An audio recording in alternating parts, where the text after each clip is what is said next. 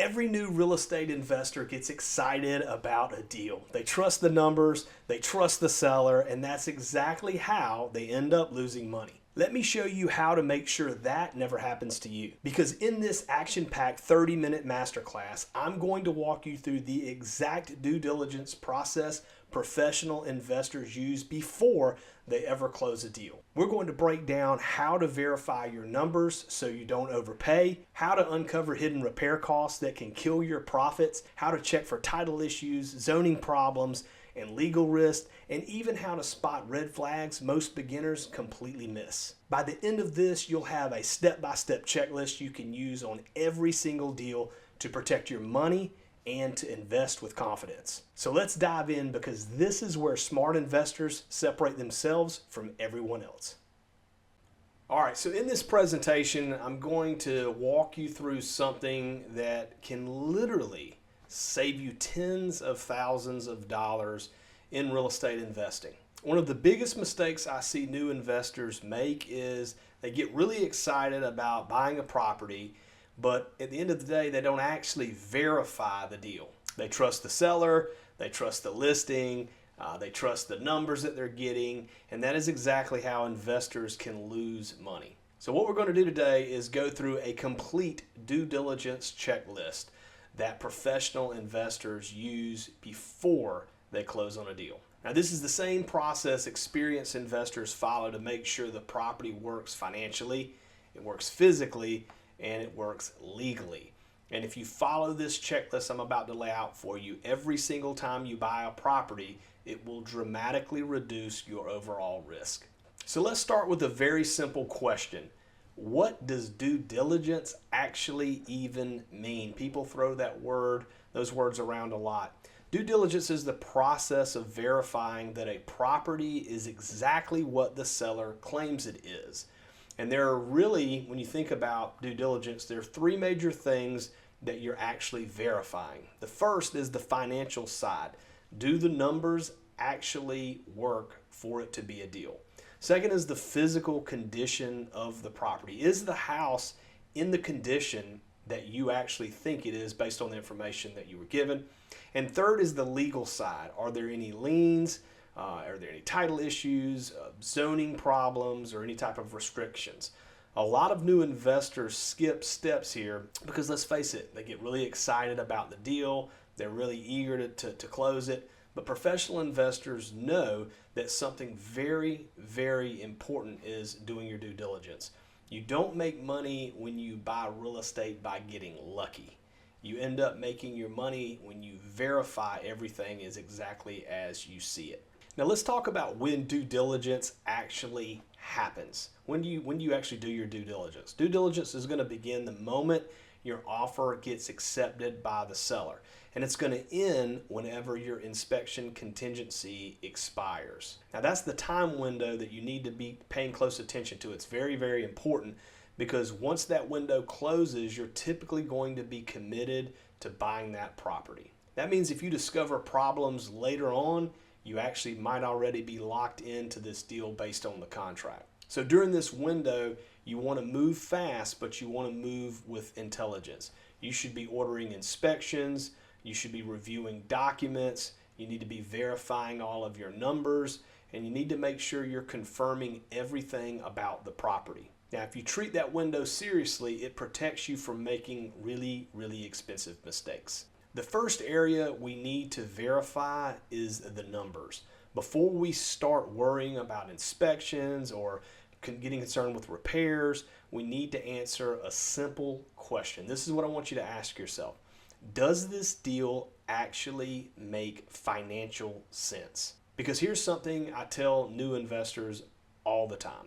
A great property at the wrong price is still a bad deal. So before anything else, we're going to verify the purchase price, comparable sales, rent potential, expenses, cash flow. Professional investors are extremely, extremely disciplined about this step, because if the numbers don't work on paper, they're definitely not going to work in real life. One of the biggest mistakes new investors make is overpaying for property. Now, they fall in love with the deal, they get really excited about it. They imagine what the property could be in all of its glory and splendor, all the things they want to do to it, and they forget to verify what the property is actually worth. I know it sounds crazy, but this happens. Emotions get the best of us. And before moving forward, you really want to ask yourself, does the purchase price make sense compared to similar properties in the area? Does the price allow room for repairs, holding cost, and actually being able to make a profit? And does the price still work if something goes wrong? Because something always tends to go wrong.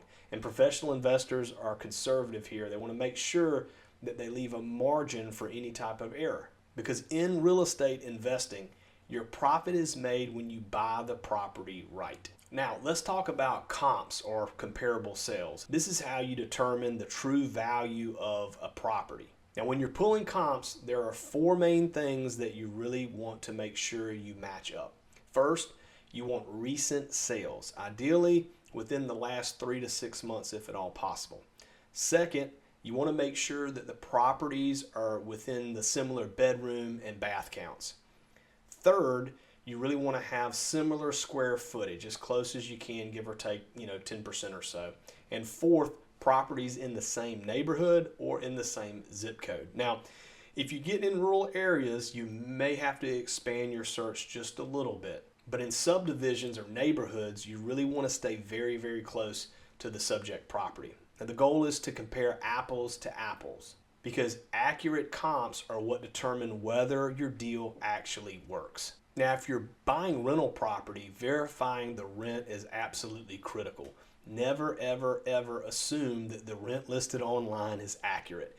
Instead, you want to compare the property to other active rental listings in that area. Look at the properties with similar size, bedrooms, and in similar condition. If the property already has tenants, you want to verify a few things. Number one, the lease agreement. Pay close attention to what the lease agreement says. You want to look at their payment history. You want to make sure there are security deposits. You want to know if there's any restrictions like rent cap in that area. Because sometimes, believe it or not, sellers will exaggerate the actual rental income.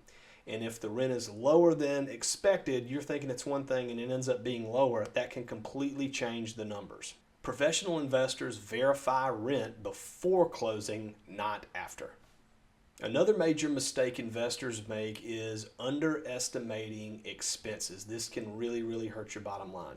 Now, when beginners run numbers, they often only include the mortgage payment, and that's a big, big no-no. But real estate investors that have experience understand that real estate has several other expenses included into this. So you need to account for several things like maintenance. You need to account for vacancy. You need to account for property management if you're going to have a property manager. You need to factor in any type of utilities, any capital expenditures like roofs, HVAC systems, that sort of thing. And if you ignore these expenses, the deal may look profitable on paper, but then once you actually get into the deal, you end up losing money in reality. Now, sort of a safe rule of thumb many investors follow is to assume about 30 to 40% of the rent is actually going to go towards expenses. Being conservative here will definitely protect your investment. So let's look at a simple example here. Imagine that a property rents for $1,500 per month. Now let's say the expenses total around $1,100 per month. That's going to end up leaving you about $400 per month in cash flow. Now that might sound simple, but here's the key takeaways. If the numbers don't work on paper, they will not magically work in real life. Real estate investing is a numbers game, and the investors who succeed are the ones who verify their numbers carefully before buying. All right, now that we've verified the numbers, the next step is to verify the actual condition of the property. Because here's something every real estate investor out there eventually is going to learn. Photos alone will and can lie to you. Listings can be exaggerated, and sometimes, believe it or not, sellers simply just don't know the full condition of the property. That's why inspections are such a critical part of the due diligence process. What we're trying to do is we're trying to determine a few things. We're trying to determine, are there any type of hidden repair issues that we're missing? Are there major systems that may fail in the very near future? Are there repairs bigger than what we originally have anticipated? Because if the physical condition of the property is worse than expected, that can completely change the deal dynamics. So in this next section, we're going to walk through the main areas you should definitely inspect before closing. One rule I follow when buying property is this: never rely on photos alone or just seller claims. The only way to truly understand the condition of a property is through inspections. Now, a good inspector can uncover a lot of different things that you might not be seeing.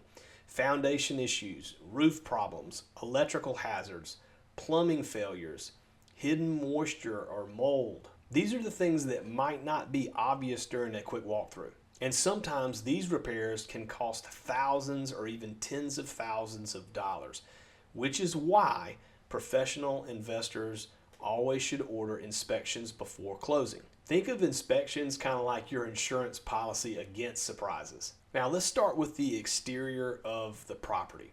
So some of the most expensive problems in real estate are actually found outside of the home, believe it or not, which is kind of surprising to most new investors.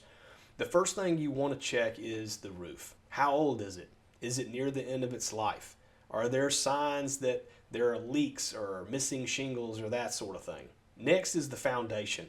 Look for large cracks or shifting that could indicate that there's some sort of structural issues. Then you want to examine drainage around the property. If you have poor drainage, that can lead to foundation damage and often lead to water intrusion. And finally, take a close look at the siding and the exterior paint. These may seem cosmetic, but they can signal deeper maintenance issues going on. Exterior issues are often the most expensive to fix, so you really want to pay close attention here. Now, once the exterior looks good, the next step is inspecting inside of the property. Start out with the flooring.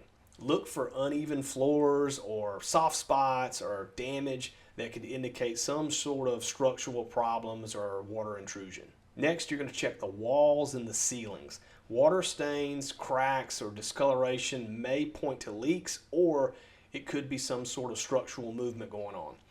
Then inspect the doors and the windows. Make sure they open and close properly. And finally, always look for signs of moisture or any type of mold. These problems can sometimes be hidden, so you want to really pay close attention to like musty kind of smells or any type of discoloration that you find out. Interior inspections help you understand the overall condition and the potential of your renovation cost. Now let's talk about the major systems of the property. Now these are the things that can be extremely expensive if they fail. First off, you have the HVAC system.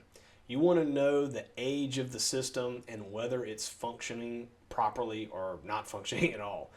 Replacing an HVAC system can cost several $1,000s. Next up is plumbing. Older homes may have outdated plumbing materials that eventually are going to need replacement. Then there's electrical, the whole electrical system.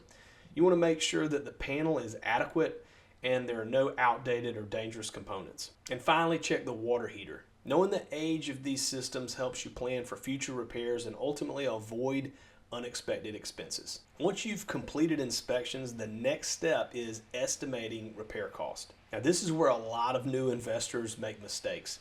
They end up underestimating what the actual repairs are going to cost, or they forget to include certain items in the repairs. A good approach is to create a simple list that are going to include the following things. So you want to understand the repair item, the estimated cost, and whether or not it's urgent.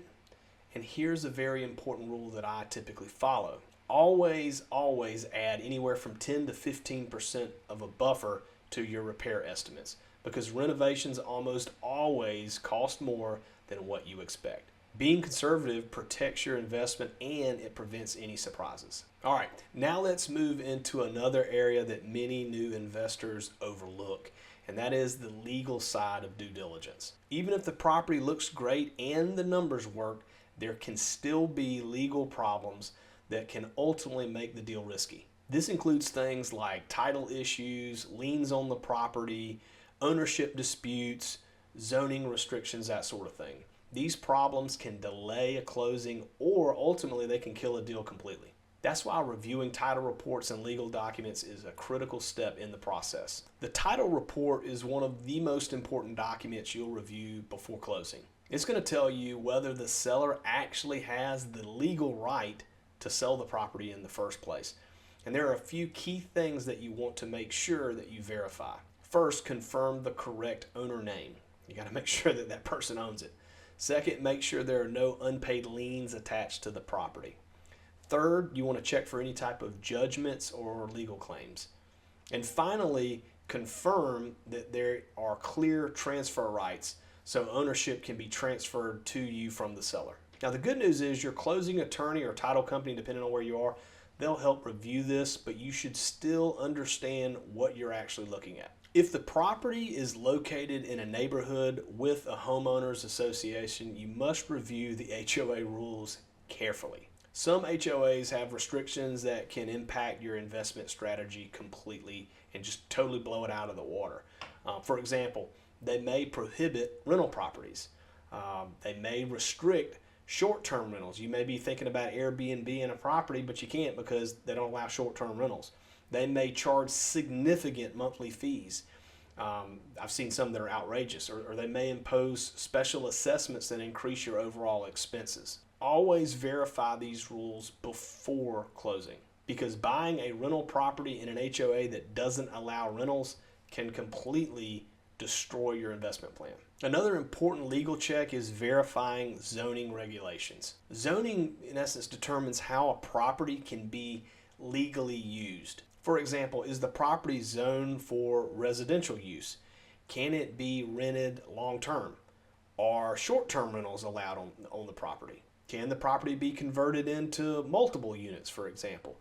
These rules vary depending on the city or the county. So always verify that your intended strategy is actually allowed. Because the last thing you want is to buy a property planning to rent it out, only to later find out that there are zoning restrictions that are going to prevent you from doing so. All right, now let's talk about properties that already have tenants in place.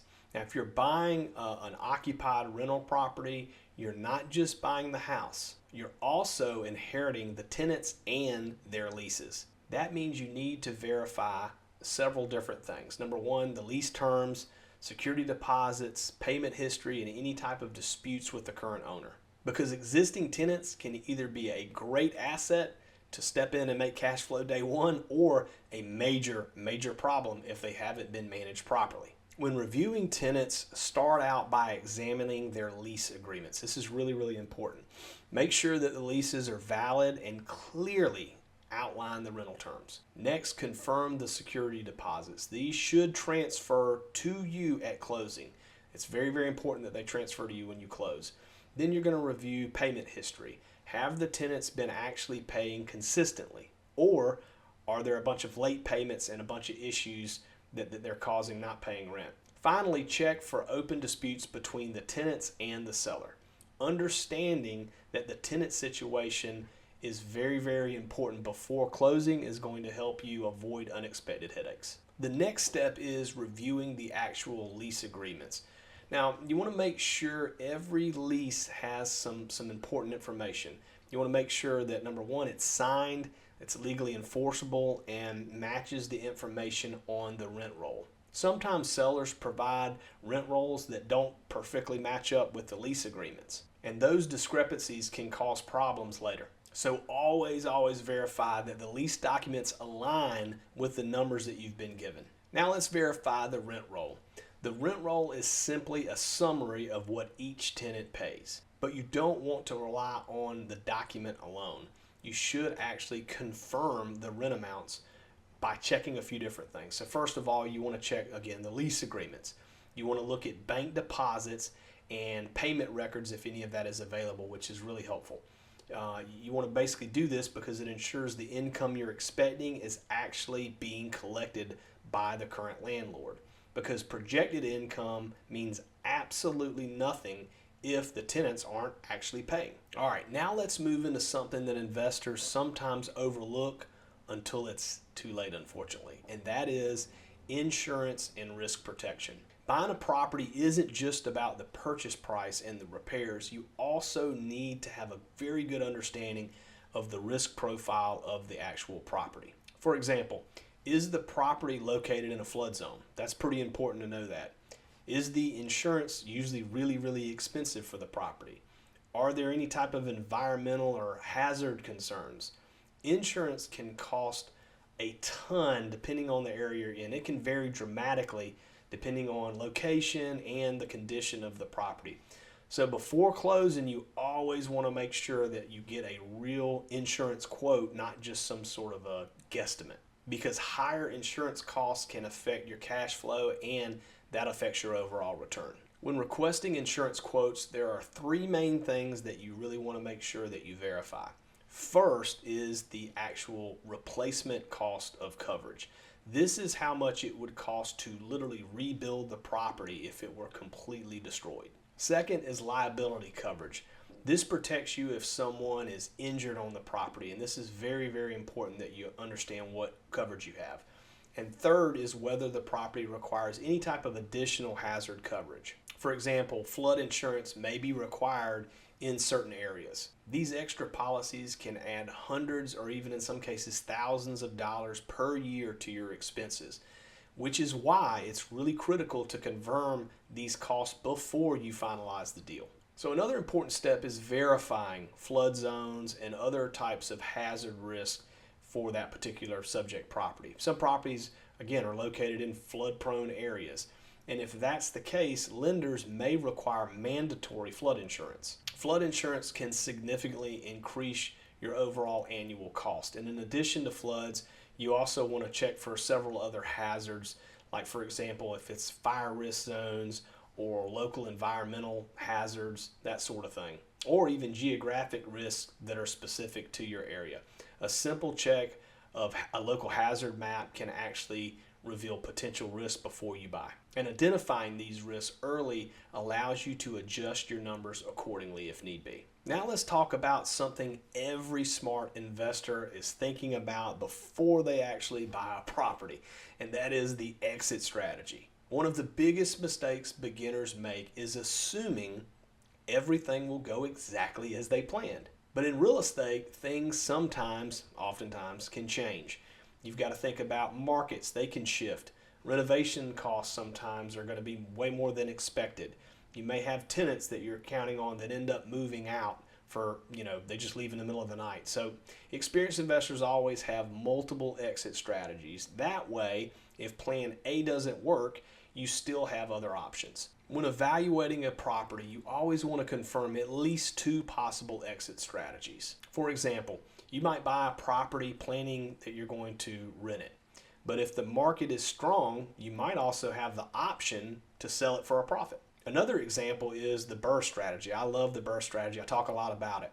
You might buy the property planning to renovate it and refinance it, but if refinancing becomes difficult for whatever reason, you might sell the property instead. Having multiple exit strategies gives you flexibility, and flexibility reduces risk. If your strategy involves refinancing, you need to verify something called the after repair value, or ARV.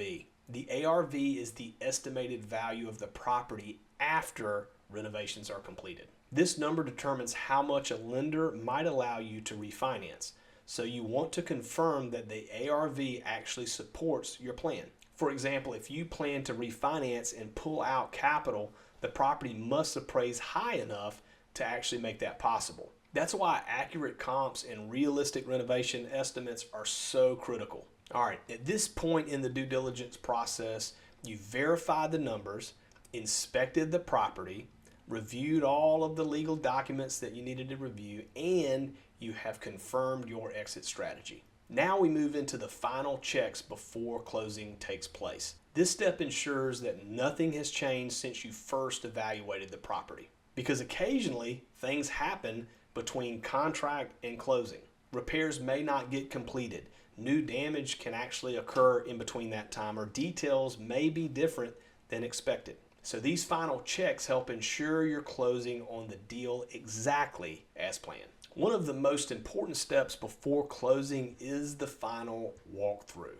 This is your last chance to verify the condition of the property. And during the walkthrough, you want to confirm three main things. First, that any repairs agreed upon in negotiations have been completed. Second, if required, the property is vacant. Third, that there is no new damage since your inspection. If anything looks different or incomplete, it should be addressed before you close on the property. Because once you've signed the closing documents, the property becomes your responsibility. Before signing the closing documents, you should carefully review the closing statement, sometimes referred to as a HUD. This document outlines every financial detail of the transaction. Now, it's going to include the purchase price, any type of loan amounts, taxes, any fees related to the closing, your closing cost. You want to make sure you review it line by line. If something doesn't make sense, ask questions. Mistakes can happen, and reviewing the settlement statement helps ensure everything is correct. Professional investors never rush through closing documents. Another helpful part of the due diligence process is knowing what questions you should be asking. Sometimes the biggest insights are going to come from simply asking the right people the right questions. That might include your inspector, the seller, contractors, property managers, and in this section, we'll go through a few simple scripts that investors commonly use when gathering the information they need. Now, after receiving an inspection report, it's a good idea to speak directly with the inspector. One great question that you can ask the inspectors is really simple. You can just simply ask, if this were your property, what are the top 3 issues you would fix first? Inspectors look at hundreds and hundreds of properties, and this question helps you quickly identify the most serious concerns. Their perspective can actually help you decide whether the deal still makes sense. If the inspections uncover issues, you may need to renegotiate with the seller. This is just the reality.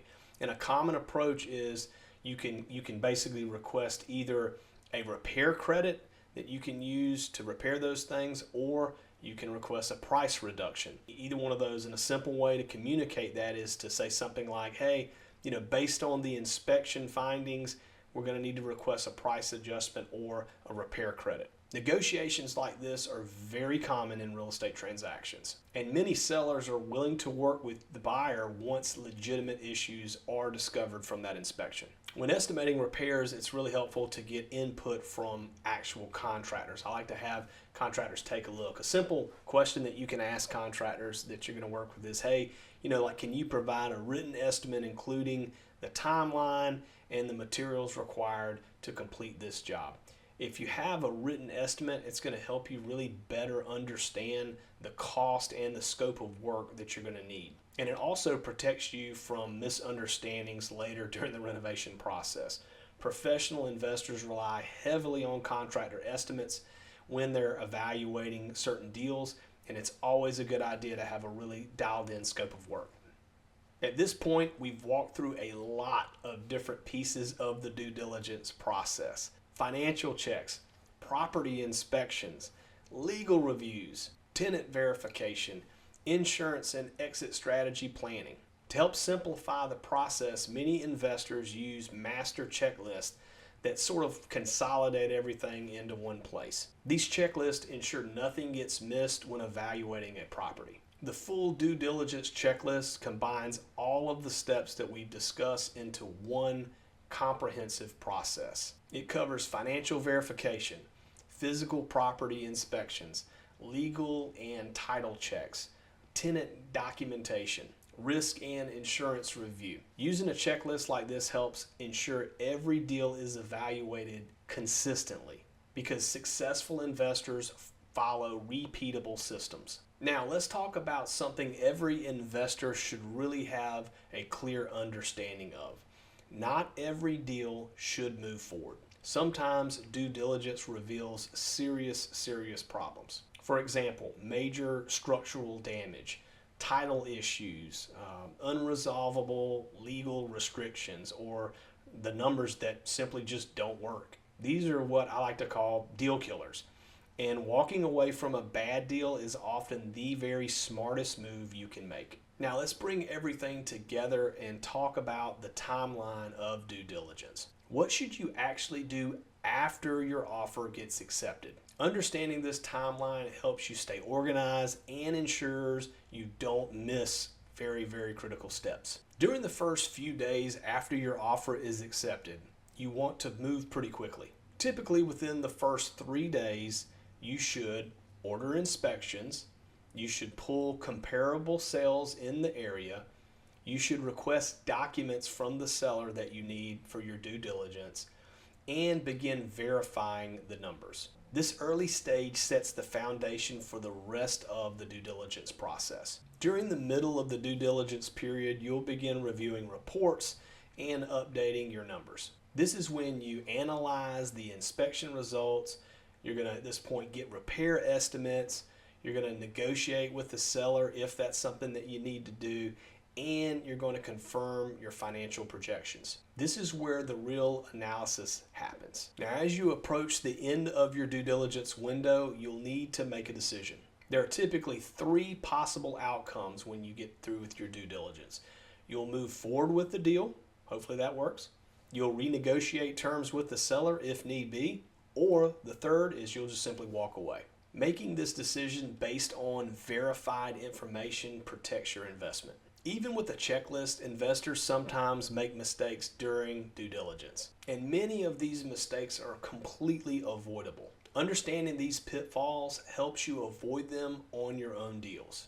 Some of the most common due diligence mistakes include rushing inspections, trusting seller statements without actually verifying them, ignoring expenses, or just skipping title reviews altogether. Each of these mistakes can lead to costly problems later in the future. The key is to slow down, verify information, and follow a structured process. At this point, you've walked through a complete due diligence framework. You now understand how to verify the numbers, inspect the property, review the legal documents, and confirm your exit strategy. This process helps you turn uncertainty into confidence. If you've completed all of the checks we discussed today, verified the numbers, inspected the property, reviewed the legal documents, confirmed the tenants and insurance, and validated your exit strategy, then you can move forward with confidence because you've done the work professional investors do before every single deal. At the end of the day, due diligence isn't about being overly cautious. It's not about paralysis by analysis. It's about being professional. Successful investors don't rely on luck. They rely on systems, processes, and verification. And if you consistently follow a due diligence process like the one that we just walked through, you dramatically increase your chances of making smart, profitable real estate investments. So there you have it. That is a full breakdown of the due diligence process. I have a ton of things to offer you.